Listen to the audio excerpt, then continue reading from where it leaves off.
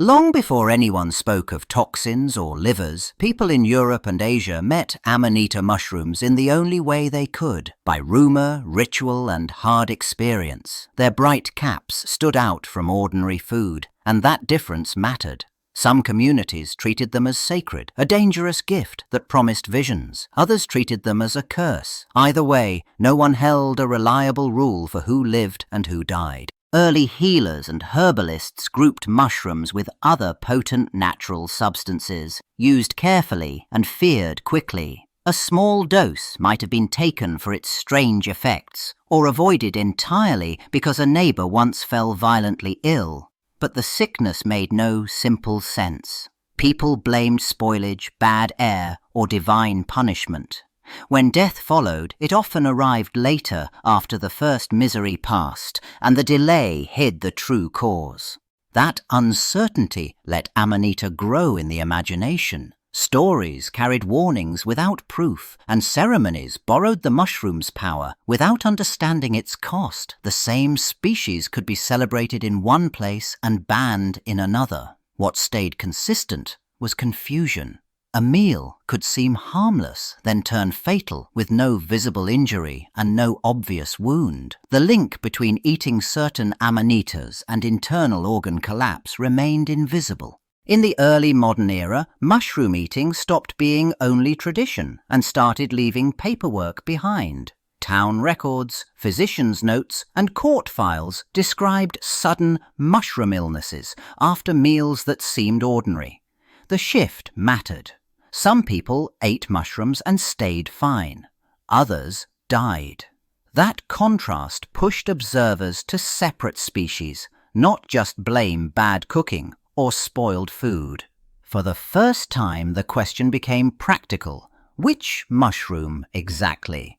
As these reports accumulated, patterns appeared. Certain mushrooms showed up again and again around the worst outcomes, and one greenish, deceptively common species began drawing suspicion. It later carried the name Amanita phalloides, the death cap. It did not announce itself with a dramatic taste or smell. It blended in with edible lookalikes and local favorites. Families could pick a basket with confidence, then face a sickness that spread through the table. Communities started treating some mushrooms as proven threats, not vague curses. The death cap, in particular, became a repeat offender in stories that ended the same way: a shared meal, violent illness, and deaths that seemed too fast and too final to dismiss as chance. The idea of a single bad mushroom hardened into something closer to an identified suspect. It still was not a toxin on a page, but it was a name people learned to fear. In the 1800s, more doctors wrote careful notes when mushroom illness came through their doors. The timing kept repeating. People ate a meal and seemed fine for hours. Then the stomach trouble arrived. Cramps, vomiting, watery diarrhea, violent enough to look like a simple food-borne sickness. Families expected the worst to come fast. Instead, something stranger happened. The danger waited. After that first wave, many patients improved. The vomiting eased, thirst calmed. Some even got out of bed and asked for food. Physicians recorded it again and again, a deceptive recovery that lasted a day, sometimes longer. It fooled everyone. It suggested the body had cleared the cause, like spoiled meat or bad milk would have done. Then the decline began, and it did not look like ordinary indigestion. The final phase arrived hard. Weakness deepened. Confusion appeared. Bleeding could follow. Death came late, after hope had returned. That delayed pattern forced a new conclusion in 19th century medicine. This was not just rotting food irritating the gut. Something inside the death cap acted like a hidden poison, working quietly before it destroyed vital organs. The mushroom did not just upset the stomach, it poisoned from within. By the early 1900s, the pattern of death cap poisoning had been described, but the cause still hid inside the mushroom. Toxicology changed that. Researchers stopped treating Amanita as one vague danger and began breaking it apart, step by step. Extracts were tested, purified, tested again. What mattered was not the taste, not the smell, not the cooking. Something stable survived it all, and it stayed lethal. As methods improved, scientists separated the main toxic pieces and gave them names. One group acted fast and irritated the gut, but it did not fully explain the delayed collapse doctors kept seeing. Then another group stood out because it fit the timeline and the outcomes. These were amatoxins. They worked in tiny doses and they acted quietly at first, while the body seemed to recover. Amatoxins became the missing link between a small meal and a consistent, deadly result. They explained why one person could die after a modest bite, and why several victims at the same table could fall in the same way, even if symptoms started hours later. The danger no longer looked random. It looked chemical, precise, and repeatable. From that point on, Amanita poisoning had a specific culprit. By the middle of the 20th century, hospitals started to see the same pattern often enough that it stopped looking like bad luck. Doctors gathered case series, groups of patients compared side by side, and the clues lined up. The vomiting and diarrhea still arrived first, and it still looked like a stomach illness, but the deaths rarely matched dehydration alone. Something else collapsed, and it centered on one organ. When these cases got followed hour by hour, the damage pointed to the liver. Blood tests shifted in a way that signaled liver cells got injured fast and in large numbers. Jaundice appeared. Bleeding started more easily. Confusion set in as toxins built up in the blood. The earlier toxicology work had already named amatoxins. Now hospital records connected those chemicals to targeted liver destruction as the main event. That connection changed what treatment meant. Care that focused only on stopping vomiting and replacing fluids no longer matched the real danger. Time became the enemy. The goal shifted to keeping people alive through a predictable crash, stabilizing blood pressure, correcting blood sugar, watching clotting, managing swelling in the brain, and tracking liver function as it failed. Supportive care sounded modest, but it decided who reached the next day and who did not. As intensive care medicine matured, Amanita poisoning stopped being treated as a simple stomach illness and started being managed like a race against chemistry. Clinicians focused on a basic question: could the toxin be kept from reaching or returning to the liver? Decontamination became a strategy, not an afterthought. The earlier the patient arrived, the more options existed. Time became a treatment in itself. Delay turned into damage. Activated charcoal protocols took on new importance. Given early and sometimes repeated, charcoal trapped toxins still inside the gut and reduced what entered the bloodstream. In some cases, it also caught toxin that returned through bile, cutting down a second wave of exposure. This sounded simple, but it demanded discipline, correct dosing, monitoring, and persistence. It also forced a change in mindset. Waiting for symptoms no longer made sense. Alongside charcoal, hospitals tried early pharmacologic approaches that acted like antidotes, even when no perfect antidote existed. Clinicians used drugs intended to slow toxin uptake by liver cells, limit oxidative injury, and support failing organs while the body cleared what it could not neutralize. Results varied and certainty stayed limited, but the direction changed. Patients who reached care fast enough sometimes lived. Speed no longer only predicted death, it began to predict rescue.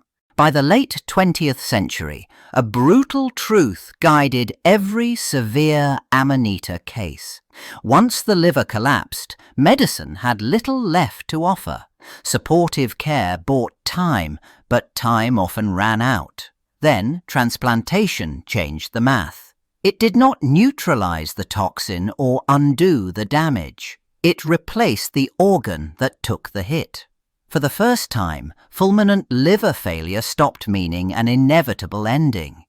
This shift demanded speed and hard decisions. Doctors had to recognize when the liver no longer recovered on its own and when waiting became fatal. Patients moved from routine ward care to intensive monitoring and from there to transplant centers. Listing for emergency surgery meant matching blood type, finding a donor organ, and keeping the brain and kidneys alive long enough to reach the operating room. Transplantation also forced selection. Not everyone qualified, and not everyone arrived in time. Teams weighed coma, bleeding, infection risk, and the pace of organ failure, knowing that a new liver required lifelong immune suppression. But when the timing and conditions lined up, the outcome transformed. Amanita poisoning no longer ended only in supportive care and mourning. In a narrow window, it ended in survival. Modern mycology changed the first most dangerous step in amatoxin poisoning, knowing what had been eaten. Instead of guessing from symptoms alone, clinicians increasingly relied on trained identifiers who separated death caps from harmless lookalikes fast. A correct name meant a correct risk. It also meant the clock started earlier, not later. Uncertainty once brought false reassurance. Now it triggered action.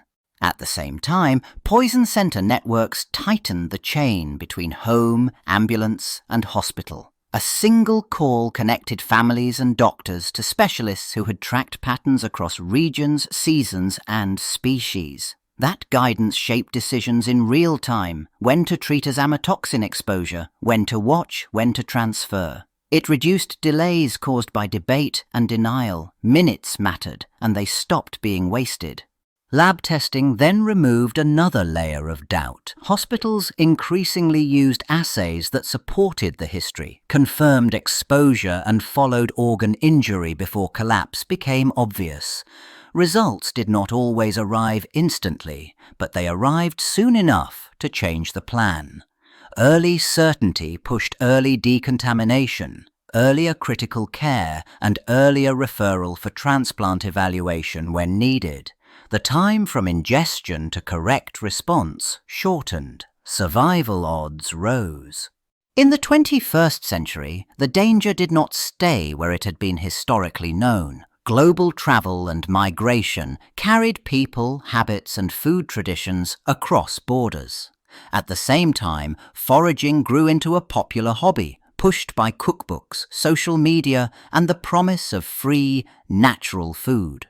New clusters of poisonings appeared in places with good hospitals and strong public health systems.